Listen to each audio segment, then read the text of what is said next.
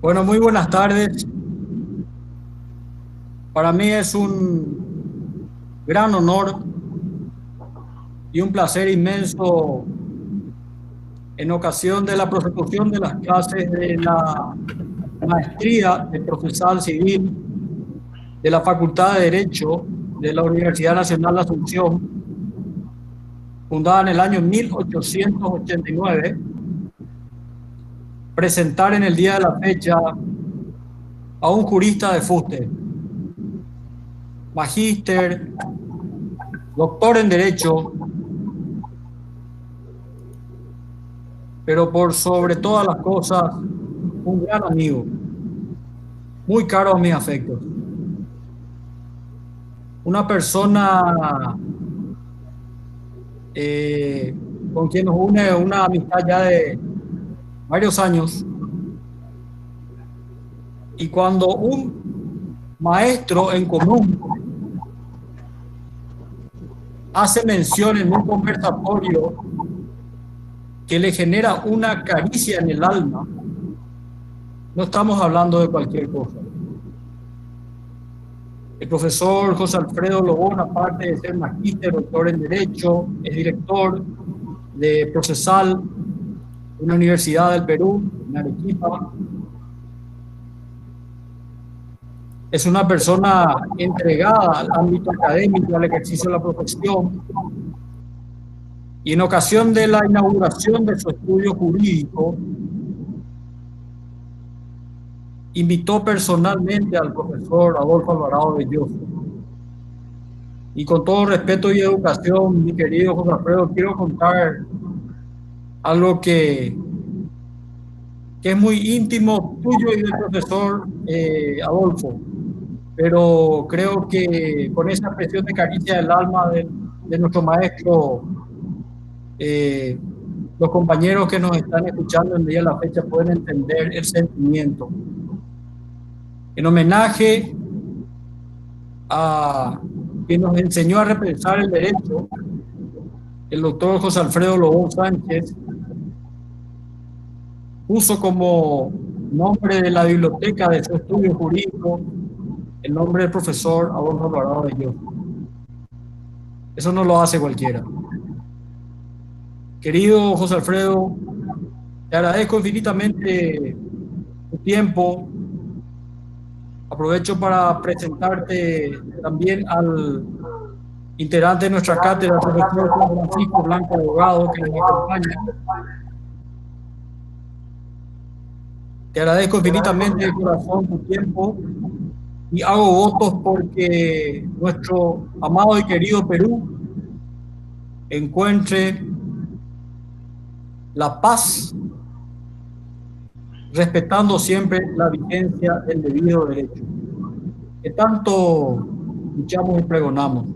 Querido profesor José Alfredo, escuchamos atentamente. Muy bien, muchísimas gracias, estimado Carlitos. Para mí es un gran honor, es una gran satisfacción poderme dirigirme a ti, a tus alumnos, a cada uno de los integrantes de este extraordinario grupo académico que está pensando siempre en el estudio, siempre en el progreso.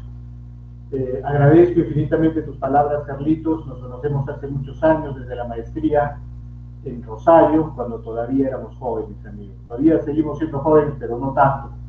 Pero todavía creo que sí. Nos conocimos en Rosario y hemos compartido 2 años de estudios juntos y, por supuesto, innumerables actividades académicas con posterioridad. Y es una grata satisfacción que puedan conocer tus alumnos a nuestros compañeros de estudios, a Claudio Cuccinelli, a Hugo Boto, al Gordo González, etcétera. Entrañables amigos con los que hemos compartido, han pasado los años, la amistad sigue, por supuesto cada día más grande, y nuestro amor y nuestro cariño por esta rama del derecho que nos apasiona y nos gusta tanto, que es el derecho procesal. Todos nosotros tenemos en común no solamente la amistad, sino tenemos en común a un gran maestro, el maestro de maestros, Adolfo Alvarado de Belloso, que nos acogió y que nos brindó no solamente una enseñanza jurídica no solamente nos hizo analizar mejor y desde muchas perspectivas el derecho procesal, sino también que constituye casi como un padre, un auténtico padre para cada uno de nosotros. El maestro me parece increíble, pero sigue trabajando, sigue totalmente lúcido, sigue generando enseñanza y sigue cosechando nuevos alumnos. Y esto es una satisfacción muy grande. Y el 15 de julio está con nosotros. Extraordinario. Te das cuenta cómo ya, si es que se reabren las fronteras, el maestro no puede permanecer más tiempo encerrado. Es grave para él estar encerrado. Un hombre que 1 de cada 3 días está fuera de su país, 1 de cada 3 días está en cualquiera de los lugares de Latinoamérica y de la América. También hemos estado juntos con él, por supuesto, en España, y es una grata satisfacción que van a tener ustedes poder compartir sus enseñanzas y poderle conocer personalmente. Muy bien, yo me encuentro sumamente complacido, estoy viendo aquí el cuadro de asistentes, estimados alumnos, los felicito por este esfuerzo que se realiza, que para nosotros por supuesto no es mayor esfuerzo, para nosotros es algo muy grato poder analizar las diversas figuras del derecho procesal. Creo que sin más preámbulo podemos empezar, Carlitos, con tu venia. Perfecto, muchísimas gracias. Bueno, en primer lugar, lo que quiero decirles es que vamos a hablar del tema de la responsabilidad judicial. Y hablar del tema de la responsabilidad judicial, para mí en particular, es un tema de mucho interés y de mucha importancia. Y creo que la doctrina y los estudios del derecho procesal no se han centrado mucho, no se han concentrado mucho en un tema que sí es de vital importancia, el tema de la responsabilidad del juez. Y hago referencia a la responsabilidad civil patrimonial, a la responsabilidad penal y a la responsabilidad administrativa, y más particularmente la responsabilidad disciplinaria. Muy bien, entonces ese es un primer aspecto. Y un segundo aspecto que está totalmente vinculado a este es el tema de la responsabilidad, patrimonial del Estado. Muy bien, un poquito para hacer los antecedentes de la exposición que vamos a tratar el día de hoy es la siguiente. Desde inicios de mi carrera como abogado, como joven abogado litigante que empecé, me preocupé mucho siempre por tratar de hacer que el proceso llegara a su fin deseado. Y el fin deseado era, por supuesto, obtener una sentencia favorable. Somos lo suficientemente maduros para entender que no todos los procesos judiciales los vamos a ganar. Y también somos lo suficientemente maduros para comprender que en algunos casos la decisión del juez es contingente y por supuesto también en algunos casos definitivamente no se logrará una respuesta favorable, lo que no significa que deje de tener un amparo jurídico y legal el justiciable. Pero llama severamente la atención cuando, a pesar de que se ha hecho todo lo necesario, se ha presentado las pruebas, se ha efectuado un encuadre jurídico pertinente, sin embargo, no se logre una sentencia favorable.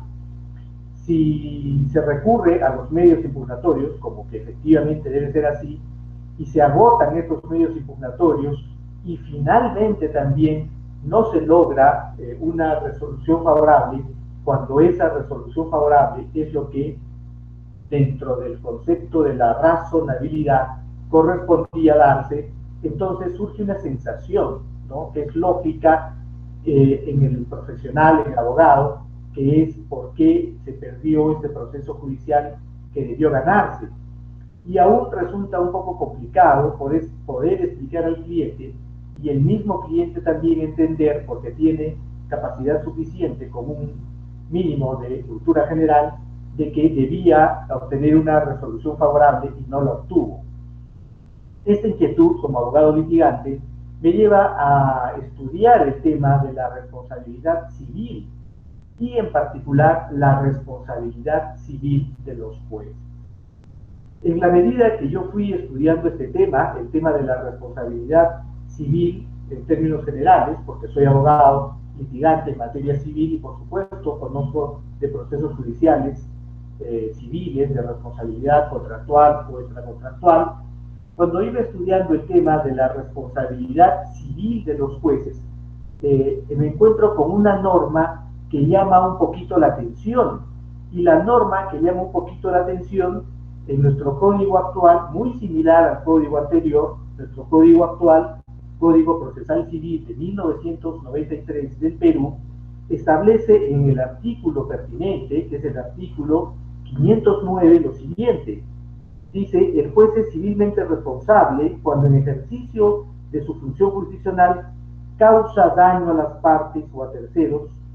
Hasta ahí está perfecto. Es civilmente responsable cuando en el ejercicio de su función jurisdiccional causa daño a las partes o a terceros, inclusive a terceros, ni siquiera solo a las partes, al actuar con dolo, perfecto, o culpa inexcusable, sin perjuicio de la sanción administrativa o penal que merezca. Entonces, este artículo llama poderosamente la atención. ¿Por qué? Porque dice que el juez responderá solo cuando se pruebe, evidentemente, el actuar doloso del juez. Y este actuar doloso del juez ya es un primer elemento ciertamente limitante de su responsabilidad civil patrimonial, porque probar la responsabilidad, probar el actuar doloso del juez no resulta algo fácil. Nosotros podemos entender, claro, el juez actuó parcializadamente, el juez actuó porque tiene interés en este asunto y podemos especular de mil maneras esta situación. Pero otra cosa, y es lo que corresponde al mundo del derecho y a nosotros los abogados, es probar esa actitud dolosa del juez, con lo cual ya seriamente la responsabilidad del magistrado está limitada.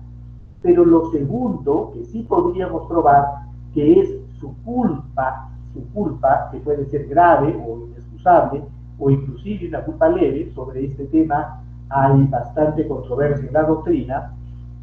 El Código Procesal Civil del Perú, no sé cómo está regulado esto en el Código Procesal de vuestro país, pero el Código, o en una norma especial, que no necesariamente es el Código Procesal Civil, el Código Procesal Civil del Perú establece que el juez solo va a responder en el caso de que haya incurrido en culpa inexcusable. ¿Y qué entendemos, estimados amigos, por culpa inexcusable? Por culpa inexcusable entendemos a la culpa al extremo máximo de la culpa judicial, de la negligencia que en el campo específico de la función jurisdiccional corresponde a la culpa inexcusable.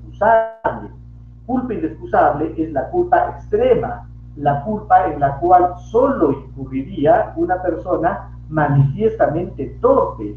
Culpa inexcusable es aquella culpa que no tiene justificación alguna.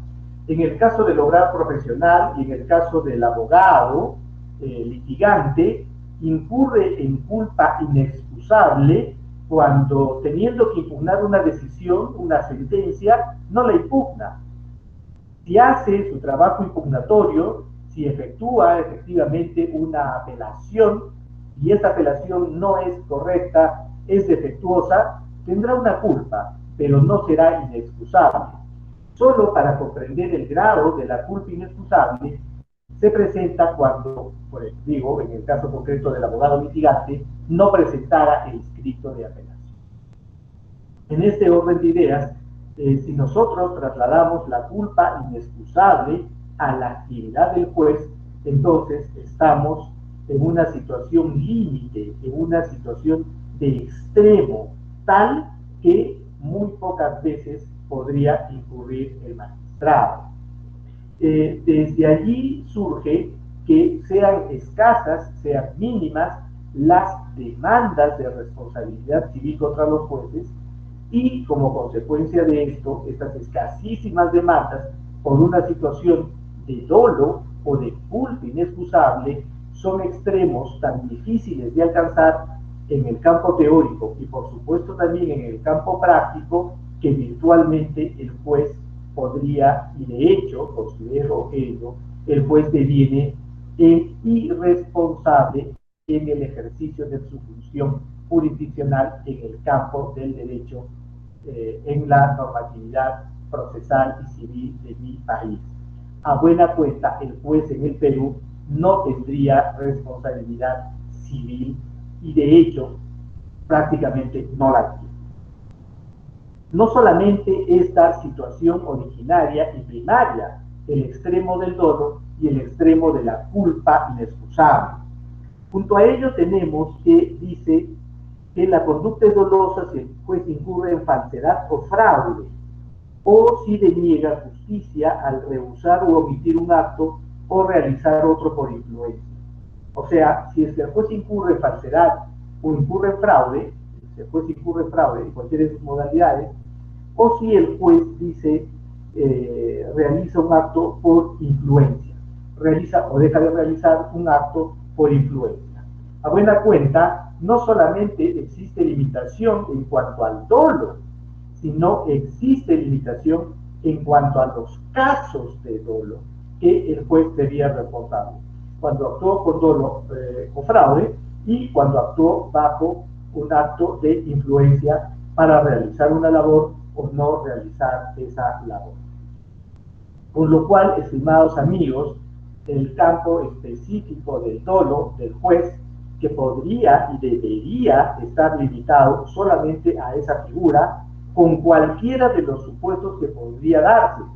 No me imagino en este momento cuáles podrían ser otros casos de dolo, pero eso no quiere decir que, acreditado que sea el dolo del magistrado, en cualquiera de las formas en que pueda demostrarse que incurrió, el juez tendría que devenir el responsable. A tal grado llega esta limitación que se me ocurre pensar a mí que el juez realiza un acto doloso que no es influencia y que no es fraude, pero que sí es doloso. Acreditado que sea el dolo del juez, pero no fue por influencia ni en la modalidad de fraude, entonces el juez no debería ser responsable, lo cual genera ciertamente una gran sorpresa, cuando no una gran indignación. Muy bien, el otro supuesto, el supuesto de la culpa inexcusable, dice también igual, pone los casos, consigna los casos de la culpa inexcusable. Dice, incurre en culpa inexcusable cuando comete un grave error de derecho, hace interpretación insustentable de la ley o causa indefensión al no analizar hechos probados. Pone un error de derecho, dos errores de derecho, cuando hace referencia al grave error de derecho y a la interpretación insustentable, y un error de hecho cuando no analiza hechos probados. Dentro de las múltiples formas de los errores injudicando o de derecho y de las varias formas de errores de hecho, solamente se consigna la interpretación insustentable de la ley o el grave error de derecho, y por otro lado, solamente el caso de no analizar hechos probados. Quiere decir que si el juez causara, incurriera en culpa inexcusable por otras causas de error judicial que no son los taxativamente establecidos en el código, el juez tampoco sería responsable. Esto hace conllevar nos lleva a la conclusión que ya les había manifestado hace unos minutos. El juez en el Perú es, en materia de responsabilidad civil, virtualmente irresponsable. Lo demuestra también no solamente el contenido de este código, sino que lo demuestra también la práctica judicial, en la que virtualmente no existen procesos de responsabilidad civil en contra de los magistrados. Todo nos indica de que esta situación no es casual, de que esta situación no es simplemente que vaya a producirse porque sí, sino que obedece a una evolución histórica. Históricamente el juez no ha sido nunca responsable, y de hecho se consignaba, y existen autores y teorías de la absoluta irresponsabilidad del juez. El juez fue considerado o ejerció el poder de administrar justicia por delegación del rey, por delegación de Dios, etcétera, y no se podía concebir que el juez pudiera equivocarse.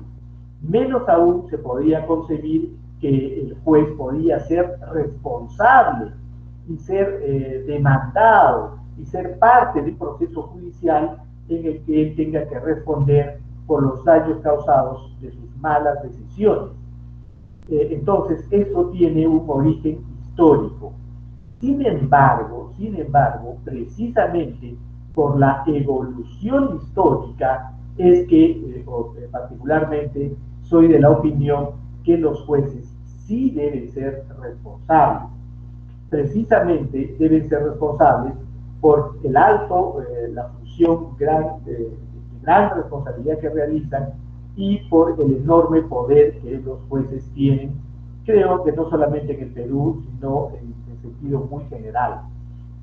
El día de hoy o el día de ayer, conversando con un litigante, con un cliente, me indicaba, el juez podría hacer aquello y el juez podría ordenar esto.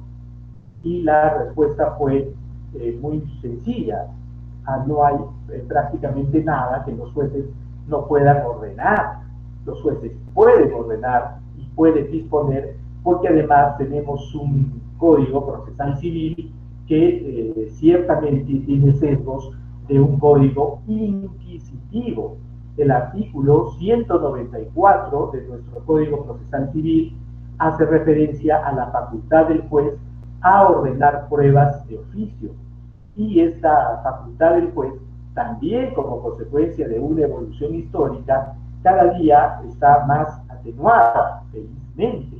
Y cada día los jueces se animan a dictar con menos facilidad pruebas de oficio.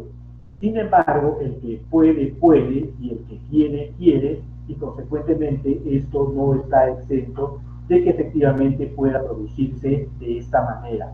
Los jueces tienen un enorme poder, los jueces tienen la capacidad en el Código Procesal Civil peruano de llamar a las partes para que comparezcan ante él en cualquier momento. El juez puede convocar a las partes para que aclaren hechos, para que respondan a sus preguntas en cualquier momento. El juez puede impulsar el proceso de oficio. De hecho, el título preliminar del Código Procesal Civil así lo establece. El juez puede imponer sanciones a las partes, a sus abogados, a sus apoderados, y también puede imponer sanción directamente a los abogados. Me parece que esto en Argentina no es viable. Un juez no puede imponer una sanción a un abogado, una amonestación o una multa, porque esa es una actividad exclusiva de su colegio profesional. El juez, ante una inconducta del abogado, podría sí remitir copias certificadas al colegio profesional respectivo para que el colegio profesional, sea el que analice el hecho e imponga una sanción al abogado. Sin embargo, en el Perú esto no ocurre. En el Perú, el juez directamente puede imponer sanciones a las partes, a sus apoderados y también a sus abogados.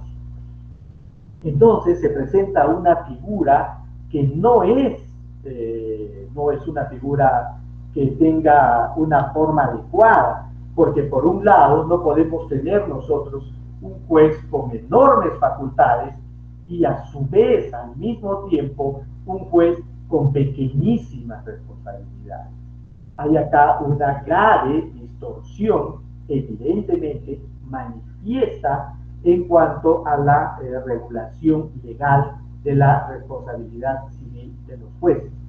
No puede existir un juez con tremendas potestades, facultades y con mínimas responsabilidades. Eso en el siglo XXI no es admisible. Tengo en mis manos la Constitución Política de España, y esta Constitución Política de España establece algo importante que no establece la Constitución Política del Perú.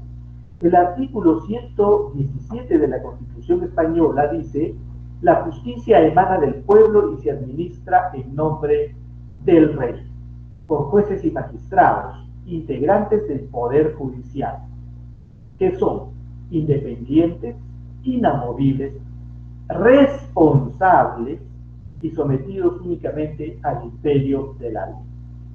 Nosotros no tenemos en nuestra constitución política ninguna norma que diga que los jueces son responsables. O sea que la responsabilidad de los jueces, ni la civil, ni la penal, ni la disciplinaria, está contenida en la constitución política del Perú. Dice: la potestad de administrar justicia emana del pueblo y se ejerce por el Poder Judicial a través de sus órganos jerárquicos, con arreglo a la Constitución y a las leyes. Y hace referencia, por supuesto, a la independencia en el ejercicio de la función jurisdiccional, a que los jueces no pueden ser removidos, etc. Hay una serie de garantías de la función jurisdiccional en favor de los jueces. Son inamovibles, actúan bajo el principio de la especialidad, no pueden ser restituidos sino a través de un proceso administrativo sancionador, etcétera, etcétera. Todo lo cual está bien, pero de igual manera no hay una suerte de equidad, de compensación entre su enorme poder y su mínima responsabilidad. Yo quiero hacer referencia a este tema, quiero hacer referencia al aspecto de fondo de la responsabilidad civil de los jueces, y no me voy a pronunciar, salvo que ustedes deseen hacerlo o deseen o tengan alguna inquietud en cuanto a la regulación específica del proceso de responsabilidad civil de los jueces. Quiero hacer referencia al asunto de fondo. Cuando estudiaba el tema de la responsabilidad civil de los jueces, tuve la oportunidad de ver la responsabilidad disciplinaria de los jueces. Y la responsabilidad disciplinaria de los jueces estaba contenida en diversas directivas del Poder Judicial. Y finalmente, hace unos cuantos años atrás, más de 7, 8, casi creo 10 años, ya tenemos nosotros una ley de la carrera judicial. Y en esta ley de la carrera judicial tenemos consignadas las faltas graves de los jueces, las faltas muy graves de los jueces y las faltas leves de los jueces. Y se establece igualmente que las sanciones por esas faltas, desde una llamada de detención, desde una multa, una suspensión, hasta una destitución del magistrado. Y ojo, ojito con esta situación que es llamativa también y aparentemente contradictoria. El Consejo Nacional de la Magistratura, que fue el órgano encargado de nombrar jueces y también de destituir jueces, es quien va a llevar adelante el proceso administrativo sancionador en contra de los magistrados. Y cuando se trate específicamente de la sanción de destitución. Y sí, efectivamente, el Consejo Nacional de la Magistratura, que tiene más de 20, 25 años de trabajo, efectivamente ha llevado un importante número de procesos administrativos disciplinarios por responsabilidad funcional de los jueces al incurrir estos en faltas muy graves o en faltas leves. El Consejo Nacional de la Magistratura, que a través de un cambio, de una modificación constitucional, ahora se llama Junta Nacional de Justicia. Bueno, este originario Consejo Nacional de la Magistratura efectivamente ha llevado, les decía, innumerables procesos de responsabilidad disciplinaria o funcional de los jueces. ¿Y qué es lo que ha sucedido? Sucede todo lo contrario a la responsabilidad civil de los jueces. Quiere decir que efectivamente se ha demostrado que el juez había provocado un escándalo público al consumir bebidas alcohólicas, el juez había cobrado un doble sueldo porque antes era miembro del Ministerio Público y en esa transición de cargos durante 2 o 3 meses cobró doble sueldo. El juez se había llevado los expedientes a su casa, el juez había mantenido relaciones extraprocesales con alguna de las partes, el juez había recibido dinero para realizar un viaje aparentemente de capacitación, Se tuvo un caso famoso donde una institución pública, una universidad ya cerrada al día de hoy, había pagado los honorarios, había pagado los gastos del juez para que vaya a París y dicte una conferencia sobre un famoso poeta peruano, César Vallejo, y todo el mundo se preguntó qué tenía que hacer el poeta con la actividad del juez, y el magistrado respondió de que ese famoso poeta había sido en un momento de su vida denunciado penalmente por el delito de terrorismo y bueno, tenía una implicancia jurídica. Bueno, fue una justificación y estuvo a punto de ser destituido. Pero por situaciones como las que les estoy mencionando, muchos jueces en el Perú han sido destituidos. Y haciendo una suerte de investigación en el número de casos de destitución de jueces, tenemos en el Perú se destituían entre 10 a 14 jueces a nivel nacional, me refiero, al año. Quiere esto decir que tenemos un promedio, hemos tenido un promedio más o menos de un juez al mes destituido en el Perú. A mí me parece un número importante, me parece un número altísimo y está demostrando que efectivamente, si bien es cierto que no hay responsabilidad en el campo de la responsabilidad civil en particular, parece que sí existe en el campo de la falta disciplinaria también de manera específica. Y como consecuencia de esto, sí se está haciendo efectiva esta responsabilidad administrativa, específicamente en su vertiente disciplinaria.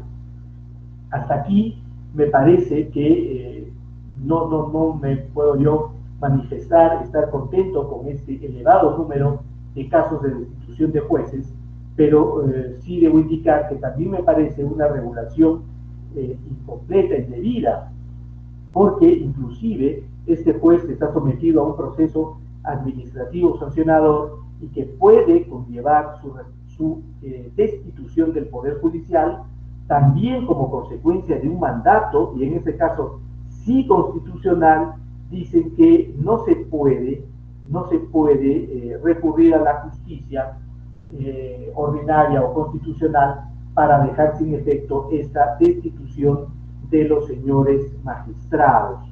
O sea que las decisiones del Consejo Nacional de la Magistratura no son revisables en sede judicial, lo que me parece que también no es correcto. Debería ser revisable en sede judicial y aun cuando el proceso en sede judicial pudiera demorar 1, 2, 3, 4 o 6 años, si finalmente el juez logra demostrar que no cometió la falta que se le imputó, entonces podría retornar a sus funciones o podría obtener la indemnización correspondiente. Estamos con 33 minutos de exposición y quiero dedicarle unos últimos minutos al tema de la responsabilidad patrimonial del Estado, pues, o sea, a la responsabilidad patrimonial del Estado por errores derivados de la función jurisdiccional. ¿Por qué razón? ¿Por qué razón es importante este tema? Es importante este tema porque también se ha afirmado, y no es una situación para dejar de considerarla, que los jueces no deberían ser responsables en responsabilidad subjetiva o personal. Se ha afirmado, no dejan de tener razón, yo no comparto esa idea, pero no dejo de considerar los argumentos que se exponen para considerar que el juez no debería ser responsable a título personal, responsabilidad subjetiva para responder por su patrimonio.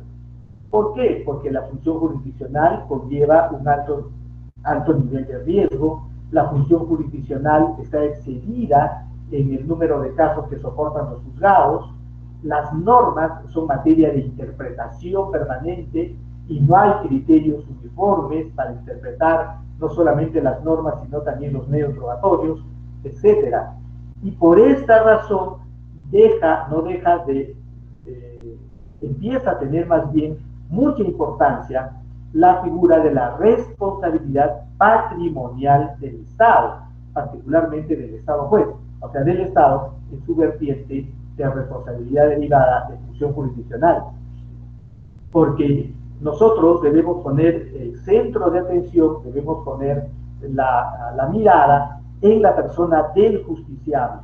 Y si el justiciable no encuentra un sustento suficiente de hacer efectiva una responsabilidad patrimonial en contra del juez, entonces sí encontrará una suficiente consistencia en hacer efectiva la responsabilidad ya no del juez, sino del Estado ante un caso que le genere un daño o un perjuicio. Y en relación a esta materia, también en el Perú, hace 90 años ya las últimas constituciones políticas así lo han establecido, en el sentido de que el Estado responde por los daños que se causen en el ejercicio de la función jurisdiccional derivados de la actividad penal. El artículo pertinente de nuestra Constitución Política, el artículo 139, el inciso 7, dice lo siguiente: no sé cómo va por vuestro país. La indemnización en forma que determine la ley por los errores judiciales en los procesos penales y por las detenciones arbitrarias sin perjuicio de la responsabilidad a que hubiere lugar. Entonces, el Estado sí es responsable por la indemnización y debe responder por los errores judiciales derivados de procesos penales y derivados de detenciones arbitrarias. La pregunta que nos formulamos es: ¿por qué razón la responsabilidad del Estado está limitada únicamente a los casos de errores judiciales derivados de procesos penales? La respuesta también parece tener un sustento en el aspecto histórico. Siempre ha sido así. La justicia penal es objetiva, deriva de la privación de la libertad, es el bien supremo y consecuentemente el Estado debe responder por errores derivados de la función jurisdiccional en materia penal, y una detención arbitraria también, por supuesto, por el bien jurídico tutelado que es la libertad. Sin embargo, este sustento me parece también poco convincente, porque el daño que se puede causar en el ejercicio de la función jurisdiccional, sea en materia penal, sea en materia civil, sea en materia laboral, etcétera, es igualmente un daño de magnitud. Yo no puedo comprender, o me cuesta trabajo entender que un daño que se derive al padre o a la madre, que se les prive de la patria potestad o de la tenencia de sus hijos, sea un daño de menor envergadura. No puedo entender que si por un error judicial se priva de una pensión de jubilación a una persona mayor de edad que tiene como única fuente de subsistencia una pensión de jubilación, y por un error judicial se le priva de este único medio de subsistencia, entonces el Estado, ni el juez ni el Estado, sean responsables por este daño que se le está causando. En ese sentido, yo también estoy estudiando ahora el tema de la responsabilidad patrimonial del Estado juez. La propuesta es la siguiente: es que el Estado juez responda por los daños derivados de la función jurisdiccional. También esto ya está regulado en la Constitución española y consecuentemente no es una novedad. Esto ya es algo que existe y la responsabilidad del Estado debe recaer en la administración de justicia, en justicia penal y en justicia no penal. De hecho, en la justicia penal tenemos nosotros el famoso proceso de revisión que se produce cuando, condenada una persona en sede penal, luego aparece la prueba pertinente o luego aparecen otros indicios y medios que demuestran la falta de responsabilidad penal de aquella persona que fue condenada, y que luego de un día, un mes, un año o 10 años se logra demostrar esto. Y el proceso judicial penal, que se llama proceso de revisión, contenido en el Código Procesal Penal, también es de mucho tiempo de antigüedad. Esto está regulado en el actual Código Procesal Penal peruano y estuvo regulado en los últimos códigos procesales, el de 1940 también lo contenía. Y como consecuencia de esto, y como una pretensión accesoria, podría solicitarse una indemnización al Estado por el error incurrido, si se lograra obtener, afirmo, una resolución favorable en el proceso penal de revisión. La pregunta es, ¿por qué no existe un proceso civil de revisión? ¿Por qué no existe un proceso de revisión para materia no penal, civil y otras materias? ¿Y por qué también no existe la posibilidad de lograr una indemnización en favor del litigante si se lograra demostrar después de este proceso el absoluto error en el que se incurrió en el proceso ya totalmente concluido? Por último, quiero hacer referencia a la responsabilidad del Estado derivado del mal funcionamiento o funcionamiento defectuoso de la Administración de Justicia. No se trata, en este caso, estimados amigos, de la responsabilidad derivada del error del juez. Se trata de los daños que causa un mal servicio de administración de justicia. Yo no sé cuál es la realidad de nuestro país, pero en Perú todavía el sistema de administración de justicia deja mucho que desear. Nosotros últimamente no hemos tenido huelga judicial, pero sí usualmente se presenta la huelga judicial entre los meses de octubre y noviembre, antes del pliego presupuestal del Estado del nuevo año. Y tenemos 30 días, 45 días de huelga judicial, generando innumerables daños a los litigantes. Nosotros tenemos el caso de que se crean en las instancias superiores salas transitorias. Entonces una sala permanente deriva el 50% de sus casos a la sala transitoria. Yo tenía programado una diligencia dentro de un mes, el día 10 de julio, y me dice, no señor, se deja sin efecto tal diligencia de informe oral final de la Corte Suprema porque su proceso ha sido derivado a la nueva sala transitoria. La nueva sala transitoria realiza sus funciones y me señalan un informe oral dentro de un año y medio.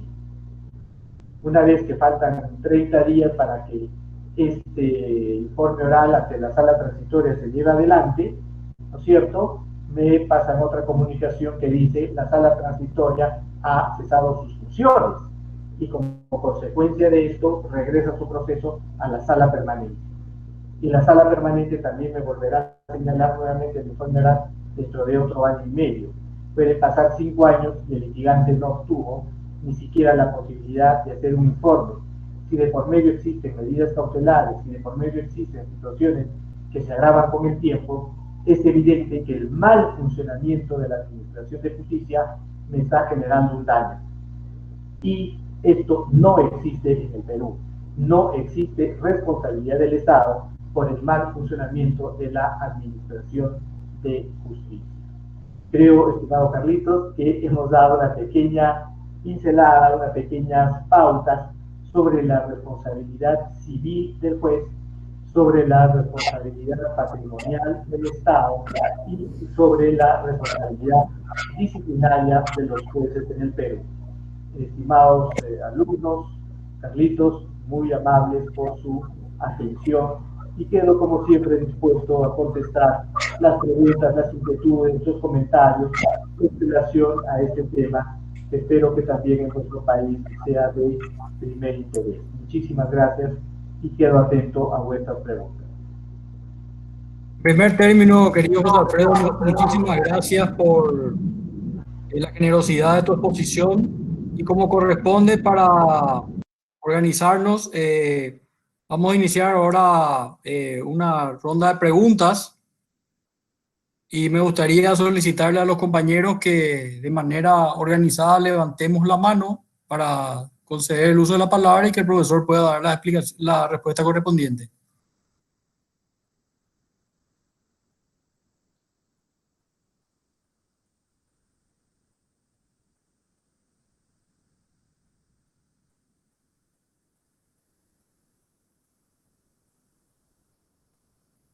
¿Alguna pregunta?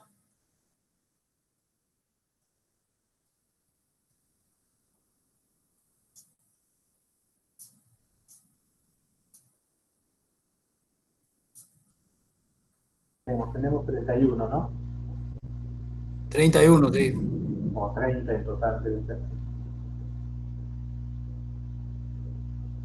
Si me escucharon, alguien levante la mano para concederle el uso de la palabra. Bueno, quiero pedirle, como es un tema que guarda mucha relación con el ámbito de su especialidad, al querido integrante de nuestra cátedra, el profesor Juan Francisco Blanco, abogado, magíster de nuestra casa de estudio, de una breve reflexión sobre el tema de exposición del profesor José Alfredo Lobo, mi querido profesor Juan Francisco. Muchas gracias, profesor. Realmente un gusto escuchar al profesor Lobo. Y realmente, al momento que estaba escuchando, me surgió una duda. Nosotros, en la actualidad, hablando también del tema de la responsabilidad de los jueces, en el año 2009, 2011, creo 2009, la ley del jurado tomó algunas atribuciones que podríamos decir propias de la Corte Suprema de Justicia al momento de elevar esa potestad de remoción y de análisis de la sentencia judicial, al efecto de la remoción. Ahora, también toda Corte tiene una potestad disciplinaria para con sus funcionarios, magistrados, ¿por qué no así también decirlo, los auxiliares de justicia matriculados ante la misma Corte? Ahora, la pregunta es la siguiente. Vemos que esta potestad disciplinaria que usted habló, la responsabilidad disciplinaria de los jueces, debe ser ejercida, o sea, debe analizar por el órgano superior jurisdiccional o un órgano extrapoder como el jurado.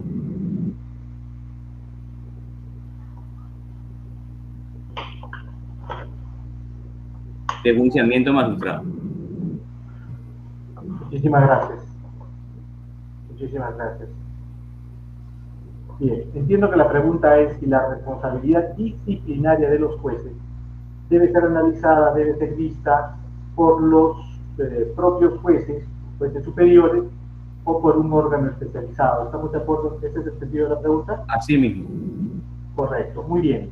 El tema de la responsabilidad disciplinaria de los jueces, en mi opinión, es correcto lo que pasa en el Perú.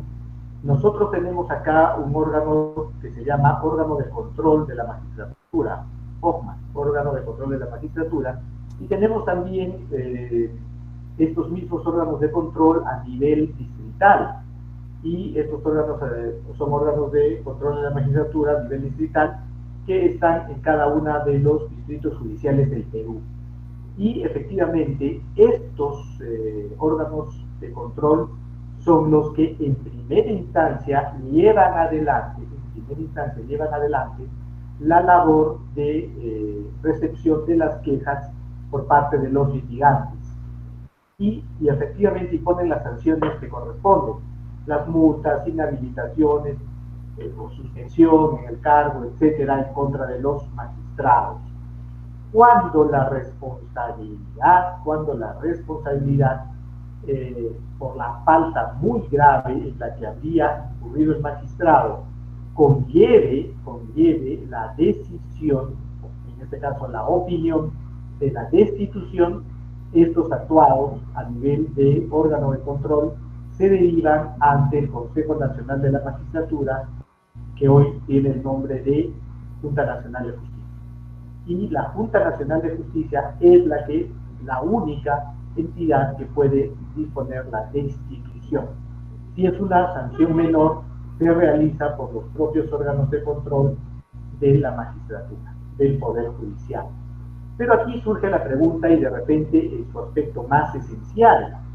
Estos órganos de control al interior del Poder Judicial deberían o deben estar conformados por integrantes propios del Poder Judicial, o sea, por magistrados que dejan un tiempo su cargo para dedicarse a esta labor, Así sucede en el Perú y me parece que no es la mejor solución. ¿Por qué? Porque son jueces, son compañeros de trabajo, existe un espíritu de cuerpo, ¿no? Se formula una denuncia funcional, una queja contra el juez Carlos Pérez, vamos a poner el nombre ficticio. Entonces, este juez que efectivamente pudo haber incurrido en una falta disciplinaria, sin embargo tiene vínculos de amistad muy fuertes con sus compañeros de labor. Y esto creo que desnaturaliza un poco la función de estos señores jueces controladores, ¿no? Miembros del órgano de control de la magistratura. Sería ideal que sea esta función ejercida por abogados de manera transitoria y no de manera permanente, para que tuviera un mayor nivel de imparcialidad, un mayor nivel de objetividad. De hecho, fíjense ustedes que las instituciones utilizan estos famosos sistemas de calidad, ISO 9000, etcétera, y dentro de las propias instituciones existen las sistemas de calidad, pero para generar una mayor objetividad y finalmente una mejor calidad del servicio, se llaman a auditores externos. Entonces creo que algo similar debería ocurrir en la responsabilidad disciplinaria de los jueces, que debería estar a cargo de un personal especializado en esta materia y que no pertenezca al Poder Judicial. Eso me parece que podría contribuir enormemente a mejorar el nivel de actividad de estos integrantes de la ONA. Gracias por la pregunta, muchas gracias. Muchas gracias, Martín. ¿Alguna otra pregunta para el profesor José Alfredo Lobón?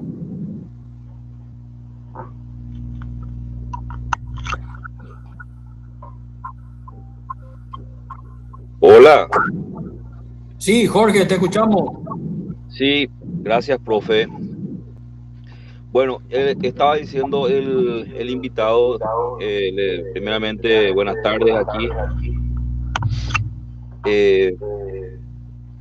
que deberían ser personas extrañas al Poder Judicial, las encargadas de juzgar la conducta, en este sentido administrativa, de los jueces. Bueno, resulta que aquí en Paraguay, el órgano encargado de juzgar el actuar judicial o jurisdiccional le corresponde a gente, primeramente, del poder político en un sector. Algunas veces toca coyunturalmente también gente integrante del poder o designada por el poder ejecutivo, y también por el gremio de abogados, y en una menor porción, con un menor porcentaje, a gente del Poder Judicial específicamente, que serían los ministros de Corte, en número de 2, que integran ese órgano.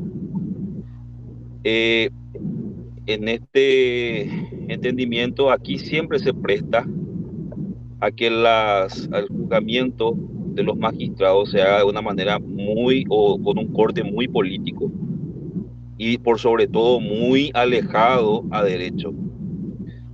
Se utiliza el órgano como una especie de persecución, incluso se encargan de juzgar a gente que está, o por lo menos acceder a las denuncias, a magistrados que han dado su resolución o han dictado resolución en primera instancia, y antes incluso de estar dicha sentencia revisada por alzada, a modo de un tipo de amedrentamiento, un tipo de señalamiento por parte de la autoridad a lo que resuelva la alzada, ¿verdad? Por eso digo, si sería lo mejor lo que decía el profesor, ¿verdad? Incluso teniendo en cuenta lo que había dicho, de que fueran profesionales del foro, ¿verdad? Los encargados de juzgar la conducta, profesionales del foro que en algún momento pudieron estar en contacto o pudieron haber sido defensores en alguna causa donde intervino el magistrado. Bueno, teniendo todo en cuenta eso y atendiendo a nuestra realidad nacional, ¿cuál sería su opinión sobre esto, profesor? Muy interesante tu pregunta. Mira, yo soy de la opinión siguiente. Eh, Siempre tú me has dicho que está conformado por personal de origen político, del poder político, del poder ejecutivo, por abogados y por algunos miembros también del poder judicial. Podría darse el caso de que la conformación de los órganos de control de la actividad de los jueces esté destinada a abogados que tengan una especialidad en el derecho administrativo sancionador y que conozcan la labor jurisdiccional de los jueces. Sin embargo, la solución A o la conformación A que yo propongo, la conformación B que existe en el Paraguay, la conformación por miembros integrantes del Poder Judicial, que es la que existe en el Perú, etcétera, una opción C, y podemos tener así la opción E, F, G, qué sé yo, muchas.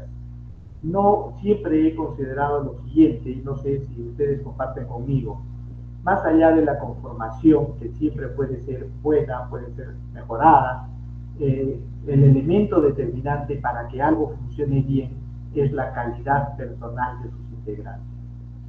Si los integrantes de este órgano revisor o de control en el Paraguay tienen un origen de la propia fuente judicial o del poder político o de la representación de los abogados, pero ellos actúan, como muy bien lo dice nuestro compañero Jorge, con una consigna política, con una consigna de amedrentamiento, y que la utilizan precisamente para esos dos fines. Uno, para disminuir responsabilidades cuando las existen, y en otro caso para agravar responsabilidades cuando no las existen. O sea que ellos no actúan en función a un criterio técnico, sino que actúan en función, en interés a determinados, para la redundancia, a determinados intereses, ¿no? Entonces, siempre esto va a funcionar mal. Una institución va a caminar bien, una institución va a dar buenos resultados en la medida que los integrantes de ese órgano de control en el Perú o los integrantes de ese órgano de control en el Paraguay o en otro país sean personas de reconocida calidad, de probidad, etc. Te comento un poquito la experiencia de Perú. En el Consejo Nacional de la Magistratura, órgano importantísimo en el Perú, que designa jueces y destituye jueces, y que tiene una tercera función que es ratificar jueces, que es un tema que no sé si existe en el Paraguay. En el Perú los jueces se ratifican a través de un control cada 7 años, en la práctica es cada 8, cada 9 años, se ratifica, se revisa sus sentencias, se miran sus quejas, etcétera, y se les ratifica o no se les ratifica. No es propiamente una destitución, pero para los fines prácticos son separados del Poder Judicial ante una no ratificación.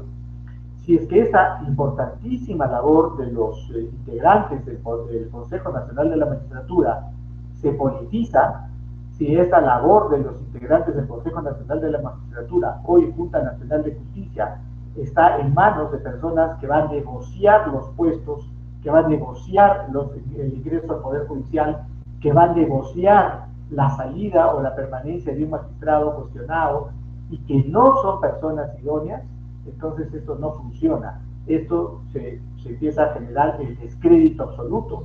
Y de hecho hemos tenido eso todo el tiempo. Nosotros tenemos ahora una nueva comprobación con una Junta Nacional de Justicia y se están viendo resultados objetivos, se están viendo personas que tienen un perfil académico y profesional de más de 25, de 30 años, de un prestigio profesional muy bien ganado, y cuando se han sentado en sus puestos y han empezado a revisar casos que se creían de magistrados de altísimo nivel que jamás se podía pensar que iban a ser destituidos, están siendo destituidos uno tras otro y por fundadas razones. Entonces existen resoluciones muy bien fundamentadas, existen los alegatos a la vista de todo el Perú, de los informes finales que se presentan por abogados, de las conclusiones que estos realizan y de las resoluciones que se dictan. Entonces, estimado amigo Jorge, la mejor o peor función está, creo, más allá de la forma de la designación, del origen de la designación de sus integrantes, en la calidad de sus miembros. Muchas gracias por su interesante pregunta. Gracias, profe. Y quisiera acotarle algo, si me permite, comentarle de repente algo de aquí. Adelante, Jorge. Sí, por decirle, el órgano juzgador de magistrados en el Paraguay es el único órgano donde no existe un criterio de selección para los integrantes de dicho órgano, sino son directamente designados por sus colegas de las instituciones a quienes representan. Imagínense que para ser magistrado uno tiene que pasar por exámenes, por criterios selectivos, tener un currículo interesante y una buena conducta, según la ley nacional. Y el propio magistrado, a la hora de ser juzgado, es juzgado por personas que fueron solamente elegidas por sus pares sin tener ese mismo grado de selección, ¿verdad? Sin haber pasado por esa rutina de selección. Otra cosa, yo no sé, hasta donde tengo entendido en mi legislación, no sé en la peruana, pareciera que aquí hay una laguna en el sentido de que si existe un sistema de remoción para los integrantes de dicho órgano, el nivel de responsabilidad, imagínense un magistrado judicial que injustamente o ilegalmente, si tomamos como punto de vista la cuestión técnica, es removido de sus funciones. Imagínense, es sacado de un lugar al cual concursó, que por selección quedó, e injustamente o ilegalmente es removido de manera arbitraria. ¿Cuál sería la responsabilidad de esa persona integrante, ¿verdad?, de ese cuadro juzgador del magistrado? Porque es ocasional y algunos duran hasta solamente un año. Los periodos son de un año, dependiendo a qué órgano estén representando y dependiendo de que sus pares lo vuelvan a elegir. Muchas veces una integración fugaz. ¿Cuál sería la responsabilidad de ese integrante si es que arbitrariamente lo que deja a uno sin trabajo, lo perjudica, lo deja mal ante la opinión jurídica? No sé cómo sería en Perú, profe. Interesantísima la pregunta de nuestro compañero. Claro, yo voy, ejerzo el cargo un año, en ese año que ejerzo el cargo, con mi voto se destituye a 10 magistrados que han tenido 20 años de ejercicio profesional intachable, pero por esa decisión injusta o arbitraria quedan separados, quedan gravemente afectados en su honorabilidad entre la opinión pública, difícil de reinsertarse en un mercado laboral a una persona que ya tiene cierta edad, y peor todavía, que ha sido separado del Poder Judicial. ¿Y dónde queda la responsabilidad de este señor integrante de este colegiado que opinó por la destitución de este magistrado? Es el mismo tema del cual estamos hablando el día de hoy. Yo revisaba un poco la responsabilidad de notarios públicos, la responsabilidad de alcaldes y regidores, la responsabilidad, etcétera, de todos los altos funcionarios de la nación. Y esa es una grave deuda que tienen nuestros países ante la ciudadanía. Creo que, decía al inicio de esta exposición, no hemos todavía madurado lo suficiente para entender el alto nivel de responsabilidad que debe tener el alto funcionario en la administración pública. Seguramente en el Perú, por ejemplo, todos los miembros del Consejo Nacional de la Magistratura son sometidos a procesos de amparo. Han habido resoluciones que en sede judicial han sido anuladas, no para anular el fondo de la decisión, sino para determinar que al seguir ese proceso administrativo sancionador contra del juez que generó su destitución, se violaron los derechos esenciales del debido proceso. Se les impidió el derecho de audiencia, se les limitó o restringió el derecho a la prueba, se impidió que presentaran algún medio probatorio extemporáneo, no sé, lo que fuera. No se revisa la decisión, pero sí se revisa las garantías de un debido procedimiento administrativo y sancionador. Si el órgano judicial encuentra que efectivamente se han violado estas garantías, anula esas decisiones por violación de garantías al derecho al debido proceso y en este caso en particular al debido procedimiento. Y también han existido casos en donde el Consejo Nacional de la Magistratura ha abonado indemnizaciones en favor de estos magistrados destituidos. Esto, por ejemplo, yo lo conozco por fuente directa de algunos miembros del Consejo Nacional de la Magistratura. No sale a la opinión pública, no sale publicado en el diario oficial, el peruano del Perú, que se refiere a aspectos judiciales, etcétera. Queda restringido a nivel de un proceso judicial casi secreto, ¿no? Pero que se han destinado partidas importantes a pagar indemnizaciones en favor de magistrados que con violación de garantías mínimas de justicia en el aspecto de la responsabilidad disciplinaria se han incurrido, sí ha existido. Entonces, esa es, me parece, la salida para estos fines. Finalmente, es pues muy lamentable que estas cosas sucedan y es muy lamentable que las normas legales sobre responsabilidad de altos funcionarios del país todavía estén en deuda con la sociedad. Muchas gracias por tu interesante pregunta. Muchas gracias, profe. Como había acordado con el profesor José Alfredo, 90 minutos de tiempo porque debemos dejar expresa constancia de una situación que no guarda relación jurídica, pero tiene mucha relevancia por la presencia del profesor José Alfredo. Hoy juega Perú, no nos olvidemos de eso, de tal manera a que si hay alguna última pregunta final antes de conceder el uso de la palabra a los delegados que tienen una breve palabra para el profesor, o hay alguna última pregunta de los compañeros. Arriba Perú. Gracias, muchas gracias. Bueno, a Brasil, ¿no? Como no hay preguntas, me gustaría conceder el uso de la palabra a la delegada Dominica Nasaya. Por favor, si estás presente, me gustaría que le dé unas palabras a nuestro ilustre expositor del día de la fecha.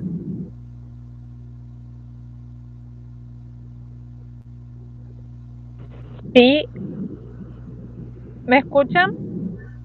Yo les escucho muy entrecortado, no sé si me escuchan bien ustedes. Te escuchamos bien, te escuchamos bien. Sí, antes que nada le queríamos agradecer bastante al profesor Alfredo por tan magistral clase, realmente estábamos atentos a todos sus comentarios y específicamente también por la trayectoria que él tiene, no solamente a nivel de Perú, ¿verdad?, sino a nivel latinoamericano, ¿verdad? Y eso es muy importante para nosotros los magistrandos de la Nacional, que estamos cursando por tener este alto nivel de magistrados y también alto nivel de expositores, como en el caso del doctor Alfredo, ¿verdad? Quisiera también destacar, ¿verdad?, y hacer una consulta en la cuestión de la responsabilidad civil de los jueces que habían mencionado también. Si bien es cierto, acá existe la responsabilidad civil de los jueces, también está tipificado en la normativa vigente. Podríamos destacar que es una, como había dicho también el compañero que hizo alusión a la consulta, ¿verdad?, como en la legislación peruana. Yo no sé si es que a nivel de corte existe sentencias o no que hayan resuelto algún tipo de multa específicamente en la responsabilidad de los jueces, ya sea para dictaminar a favor o en contra. No sabría decirlo a nivel de Perú, porque acá en Paraguay todavía no existe específicamente a nivel de corte sentencias que hayan confirmado algún tipo de multa. Quisiera saber si a nivel de Perú existe o no ese tipo, doctor. Muchísimas gracias, Dominica. Muy bien. En primer lugar, te digo que responsabilidad civil que determinaría la reparación económica por el daño causado, no conozco ninguna sentencia que se haya expedido. Ninguna sentencia. Puedo encontrar una sentencia de hace muchos años que dispuso la indemnización en contra de un juez de paz de más bajo nivel dentro de la jerarquía judicial. Y evidentemente, no sé, no debe haber, no hay en Perú existe una limitación fuerte en materia de sentencias judiciales para que sea de conocimiento público. No sé cómo opera esto en el Paraguay.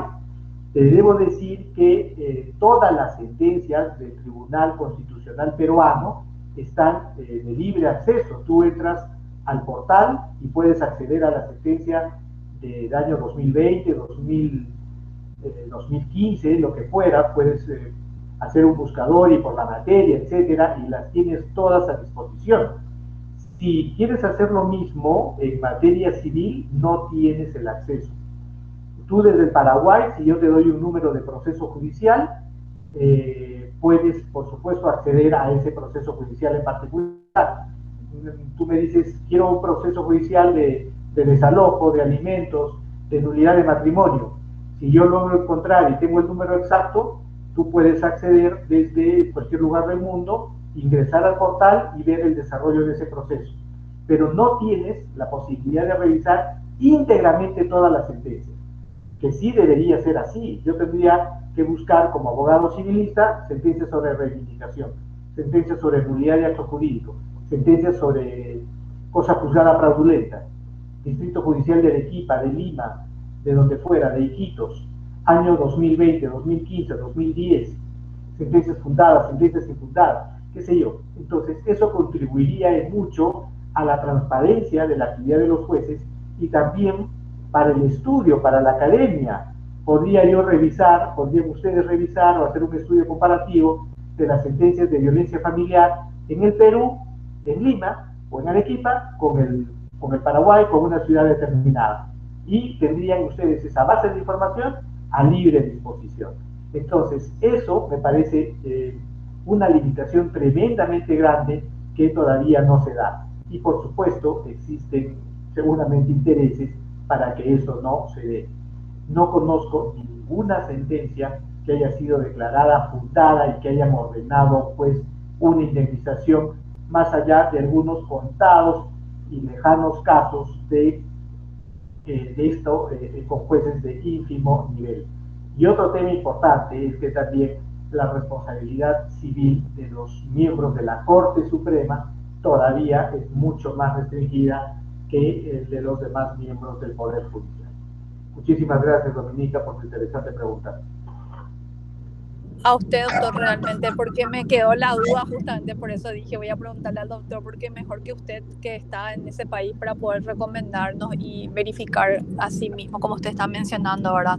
De hecho, que es bueno saber si es que realmente la publicidad de las sentencias en su país, cómo sería, ¿verdad? Porque acá en el Paraguay, si bien existe también el tema de la publicidad de las sentencias, existe también mecanismos para acceder a ellas, pero muchas veces también eso está un poco complicado a nivel de proceso, más cuando se trata al menos de sentencias a nivel de niñez o sentencias de personas vulnerables que justamente por los derechos de protección de datos no se tiene acceso tampoco, ¿verdad? Pero desde ya muchísimas gracias, doctor, por su clase nuevamente y agradecida también de parte de todos los compañeros. Muchísimas gracias a ti, muchísimas gracias, con el mayor gusto. Mi querido José Alfredo,